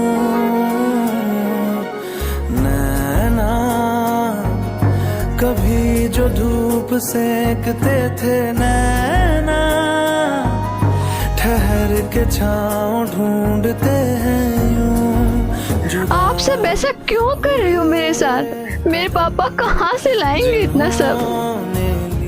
तेरी इतनी हिम्मत कि तू पैसे नहीं लाएगी अपने बाप के यहाँ से? चलेंगे हरदम, अब बांटते हैं ये गम भीगे नैना, जो सांझ ख्वाब देखते थे नैना, बिछड़ के आज रो दिए हैं।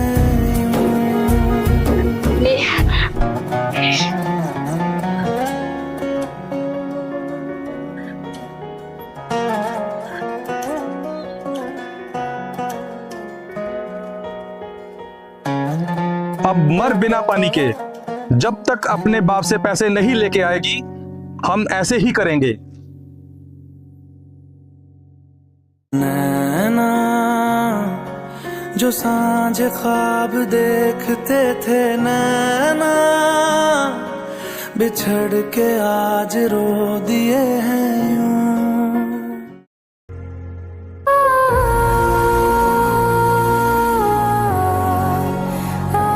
उठ महारानी उठ, काम तेरा बाप करेगा, चल काम कर।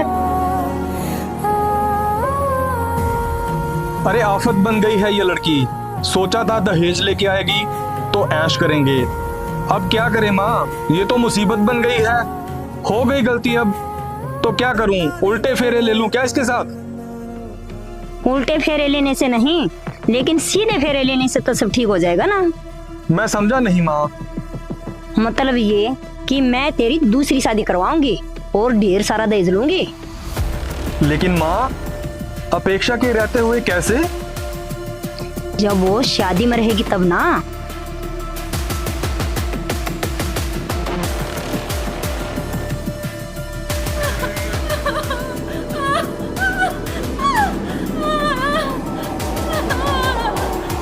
बिटिया, ससुराल में सबका दिल जीतना, लड़ झगड़ कर रूठ कर कभी वापस मत आना। बेटा, कुछ भी करने से पहले समाज में मेरी इज्जत का ख्याल रखना। देख, तेरी छोटी बहन भी है, नहीं तो कौन थामेगा उसका हाथ। तेरा एक गलत कदम उसकी ज़िंदगी बर्बाद कर देगा।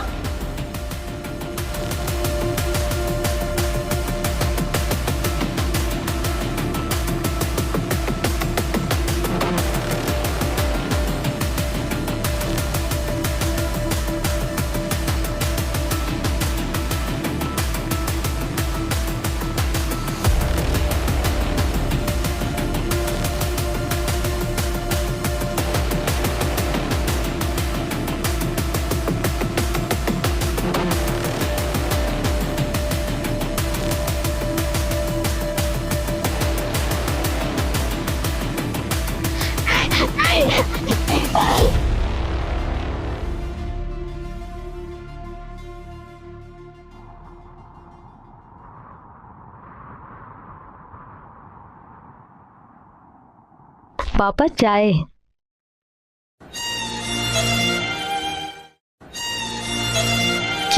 क्या हुआ पापा?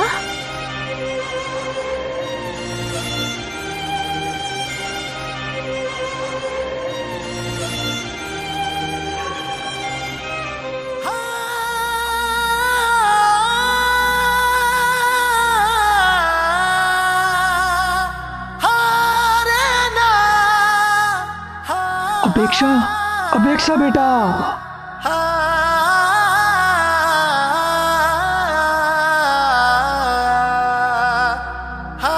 खाना नहीं बनाती थी बहन जी, घर नहीं संभालती थी आपका, क्यों मार दिया इसे?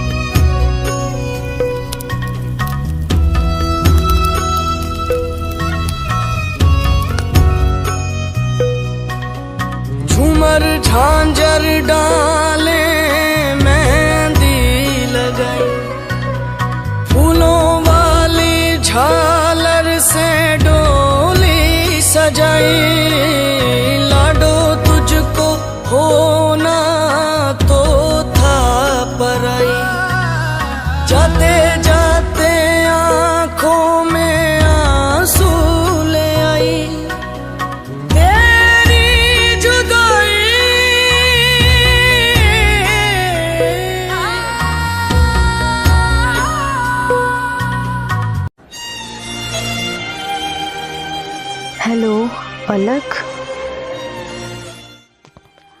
पर आंटी कैसे?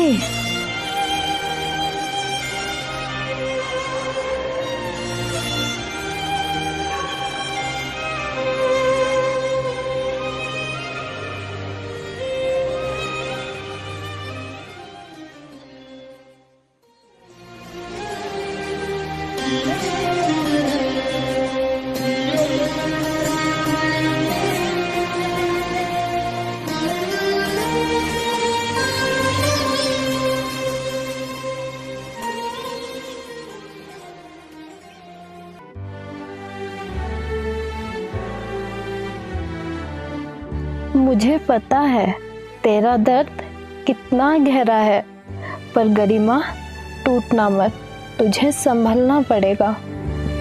दीदी, हमें लगता था दहेज तो दे ही दिया है, अब उन्हें खुश रखेंगे, पर देखो उन्होंने अपेक्षा दीदी के साथ क्या किया।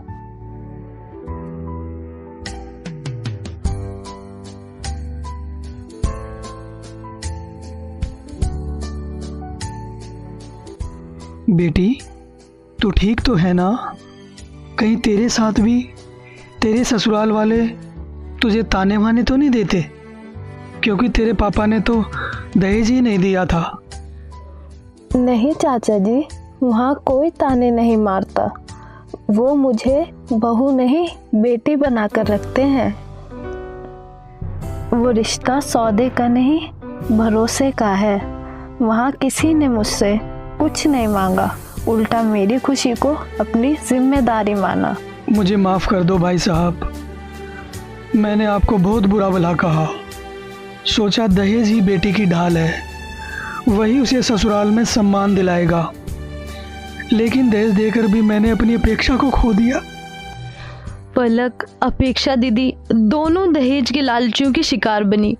मैंने सोचा था नौकरी करूंगी, पैसे कमाऊंगी, सब सही होगा।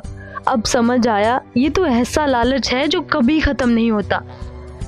गरिमा, बदलाव पैसे से नहीं सोच से आता है। मैंने वहाँ जाकर देखा सम्मान का रिश्ता कैसा होता है। जब शादी दिखावे से नहीं भरोसे से परमात्मा को साक्षी मानकर होती है, तब पैसों का दहेज नहीं सद्भक्ति का दहेज बेटी के साथ जाता है। तब बेटी रोती नहीं खिलखिलाती है। जीवन की सारी आपत्तियों से परमात्मा रक्षा करते हैं। तो परमात्मा की शरण में आने के बाद वही विवाह आज आप देख रहे हो। उस परमेश्वर की कृपा से परमात्मा ने हमारा ज्ञान हटा दिया। यहाँ पर बच्चों का विवाह करा दिया जाता है और 5-7 भगत उनके रिश्तेदार आते हैं, घर वाले, और यहाँ आश्रम में उनका 10 रुपए खर्च नहीं होता। सिंपल रोटी जो रोज हम बनाते हैं वही खाएंगे। ये ड्रामाबाजी हमने नहीं करनी। बच्चों का संयोग परमात्मा जोड़ता है। हमारे इस नाटकबाजी से विवाह नहीं होता। विवाह तो मालिक ने कर रखा होता है और वचन से बच्चे एक दूसरे से जोड़े जाते हैं।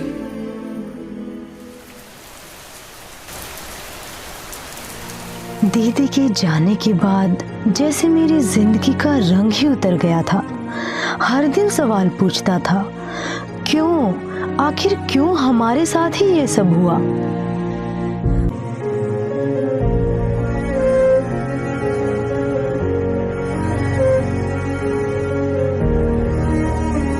मैंने सोचा, अगर दुनिया में भगवान है तो उन्होंने हमारी रक्षा क्यों नहीं की, या फिर क्या मैं उन्हें पहचान ही नहीं पाई।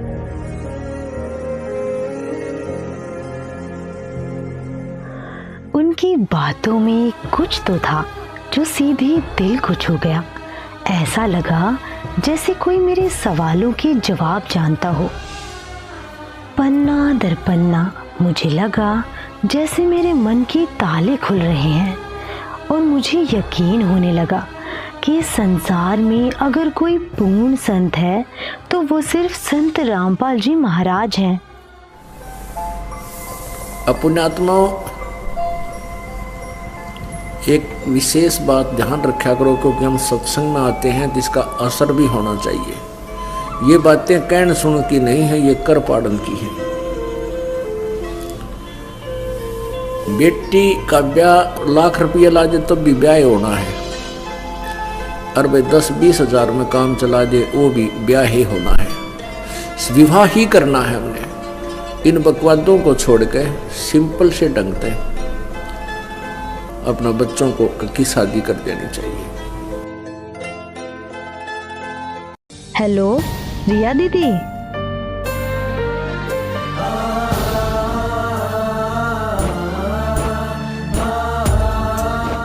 पापा मम्मी, आज मैंने संत रामपाल जी महाराज जी से नाम दीक्षा ले ली है। तूने उससे नाम ले लिया? ये सब इतना आसान नहीं था। पहले मुझे भी लगता था कि सुख तो पैसा, शोहरत और दिखावे में है, लेकिन अब समझ आया असली सुख तो सिर्फ परमात्मा की शरण में है। जैसे मेरे मन के ताले खुले, वैसे ही मम्मी पापा के भी खुल गए और आखिरकार उन्होंने भी सच को पहचान ही लिया। भाई साहब, गरिमा बिटिया की रमैनी है। परमात्मा ने बड़ी दया की कि तुम समझ गए भाई। काश ये मैंने समय रहते समझाता। जब शादी सौदे का नहीं भरोसे का रिश्ता हो तो बेटी रोती नहीं खिलखिलाती है, और जब परमात्मा की शरण में बंधन बनता है तो जीवन की हर मुश्किल आसान हो जाती है। कभी औरत को पति की चिता पर जला दिया जाता था, आज तो पति ही जिंदा जला देता है अपनी पत्नी को। शादी बराबरी का रिश्ता है, फिर क्यों इसे हमने पैसों और दहेज का सौदा बना दिया। हर दिन कितनी बेटियां जलती हैं, कितनी जहर पीती हैं, कितनी ही डरते डरते अपनी जिंदगी हार जाती हैं, और हम सब चुप खड़े बस देखते रहते हैं। दहेज एक ऐसा लालच है जिसका अंत कभी नहीं होता। आज तीज त्योहार, कल बच्चे का जन्म, फिर किसी और की शादी, मांग बस बढ़ती ही जाती है। याद रखो, दहेज देकर बेटी की शादी तो हो सकती है, लेकिन उसके लिए प्यार और इज्जत कभी नहीं खरीदी जा सकती। आखिर कब तक बेटियां जलती रहेंगी? कब तक ये सिलसिला चलता रहेगा? और कब तक हम नाकाम साबित होते रहेंगे?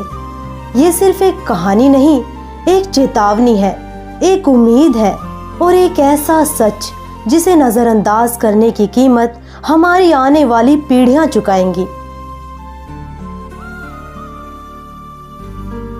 अब जैसे बेटियां वैसे बोझ मान रखी थी दहेज के कारण, अब दहेज खत्म कर दिया, बिल्कुल समाप्त। ना बात, ना सूचक, ना कोथड़ी संधारा, बेमतलब की बकवास सारी हटवा दी। और हमारे बच्चे मान गए, मेरे बच्चे, ये बिल्कुल ये गलत था, और ये जीवन अब जो जी रहे हैं ये है जीवन असली।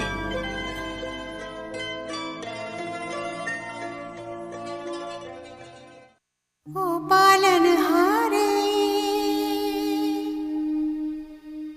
निर्गुण नारे, निर्गुण नारे,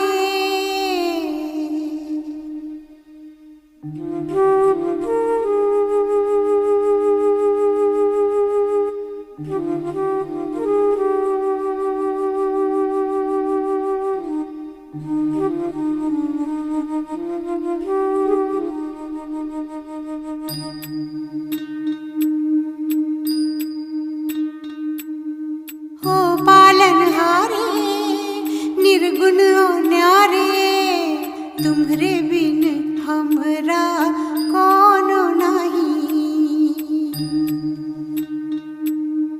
हमरी उलझन सुलझाओ भगवन, तुम्हरे बिन हमरा कौनो नहीं।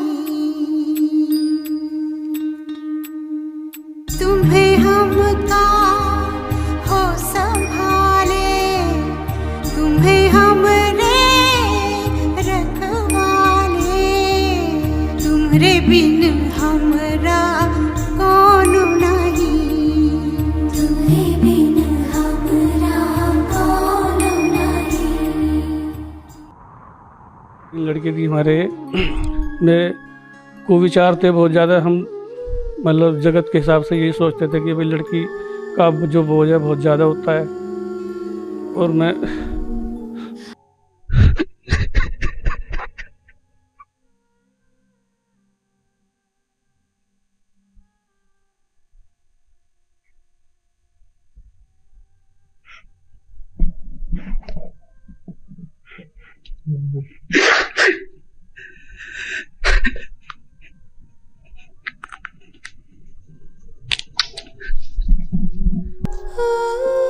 सर्दी में गरीब आदमी यही सोचता था कहाँ से इनकी शादी करूंगा। रात दिन चिंता बनी रहती थी यही। लेकिन जैसे ही मैं गुरुजी की शरण में आया, संत रामपाल जी महाराज की, मुझे पता लगा कि यहाँ पे बिना दहेज के शादी होती है। मुझे थोड़ी हिम्मत सी मिली। मैंने सोचा भाई चलो ये समस्या तो यहाँ पे गुरुजी की वजह से ठीक हो जाएंगी, बाकी परमात्मा जाने। धीरे धीरे मैंने एक बेटी की शादी करी। पहले बेटी की करी, बिना दहेज के करी। जो हमारे घर में वो लड़की आई है वो भी संस्कारी है, उन्होंने भी नाम ले रखा है सभी ने। और फिर हमने अपनी बेटी की शादी करी, वो भी भगत में करी हमने, वो भी संस्कारी हैं, सारे पढ़े लिखे परिवार हैं, अच्छा है।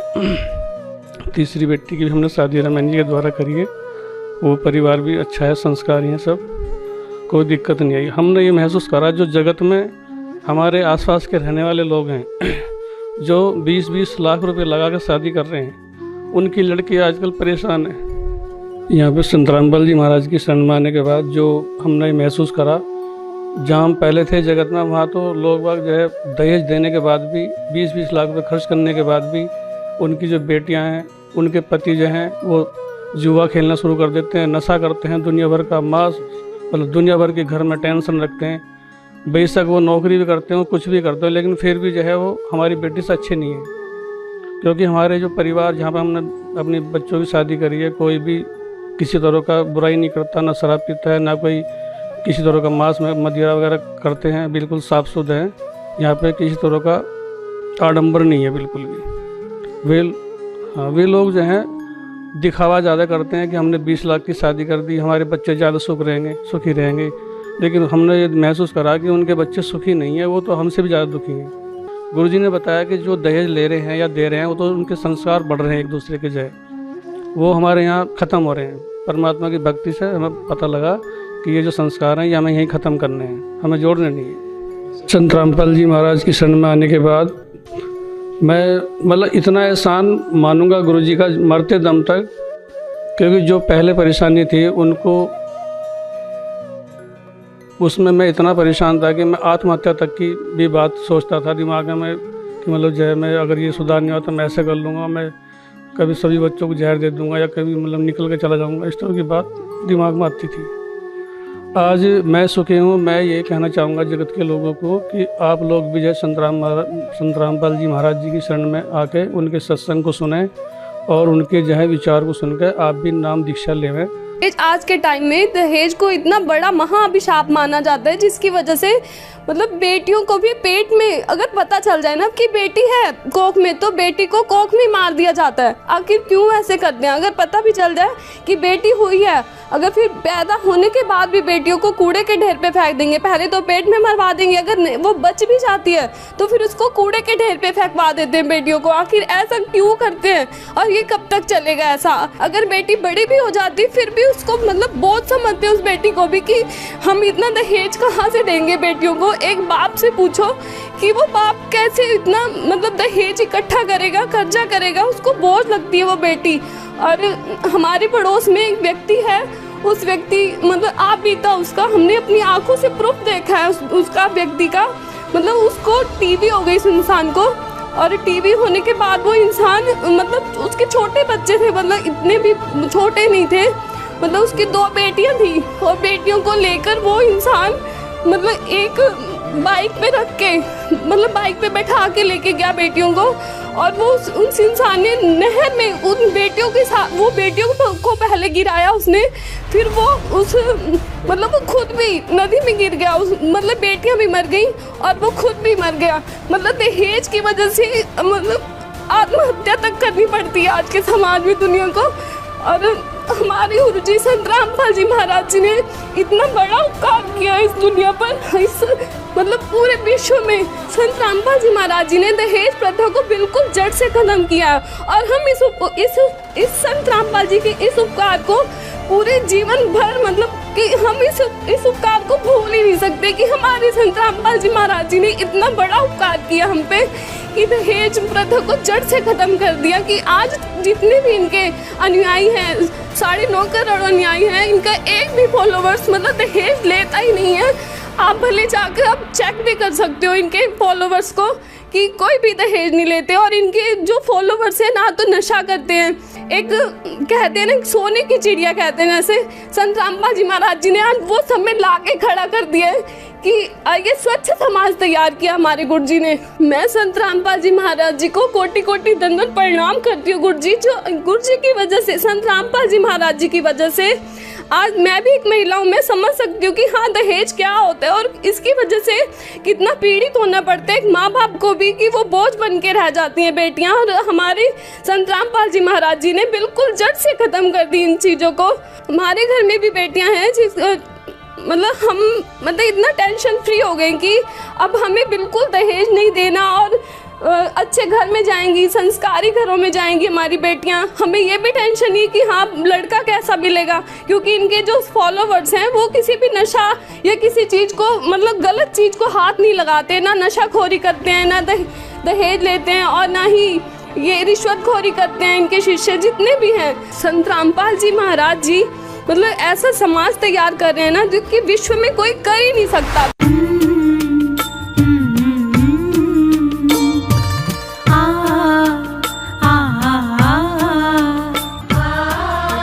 जीवन तुमने दिया है संभालोगे तुम, आशा हमें है विश्वास है, हर मुश्किल से विधाता निकालोगे तुम। जीवन तुमने दिया है संभालोगे तुम, आशा हमें है विश्वास है, हर मुश्किल से विधाता निकालोगे तुम। जीवन तुमने दिया है संभालोगे तुम।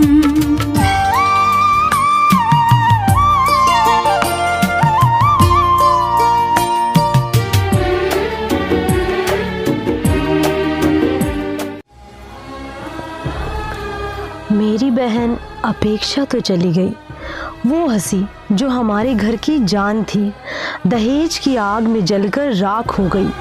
मैंने अपनी आंखों से देखा है कैसे दिखावे और लालच ने एक पूरे परिवार की सांसें छीन ली, लेकिन मैंने ये भी देखा है कि बदलाव मुमकिन है अगर हम सही रास्ता चुने।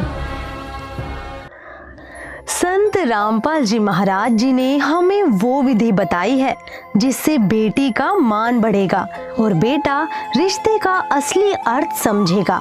फेरों के स्थान पर बोली जाने वाली 17 मिनट की असुर निकंदन रामायणी जो करोड़ गायत्री मंत्रों से भी उत्तम तथा लाभदायक है, जिसमें विश्व के सर्व देवी देव और पूर्ण परमात्मा का आह्वान तथा स्तुति प्रार्थना होती है, जिस कारण से सर्व शक्तियाँ उस विवाह वाले जोड़े की सदा रक्षा तथा सहायता करते हैं। इससे बेटी बची रहेगी, जीने की राह सुगम हो जाएगी और माँ बाप डर के साए में नहीं गर्व के साथ अपनी बेटी को विदा करेंगे। मेरी बहन तो लौट कर नहीं आएगी, लेकिन आपकी बहन, आपकी बेटी, आपकी भांजी अब भी बच सकती है। दहेज मिटाओ, सद्भक्ति अपनाओ, हर बेटी का भविष्य बचाओ, क्योंकि बेटी कोई बोझ नहीं, वो तो घर की रोशनी है। और लड़की इसी कारण से हमारे लिए बोझ बन गई। एक गौ जैसी आत्मा होती है बेटी की।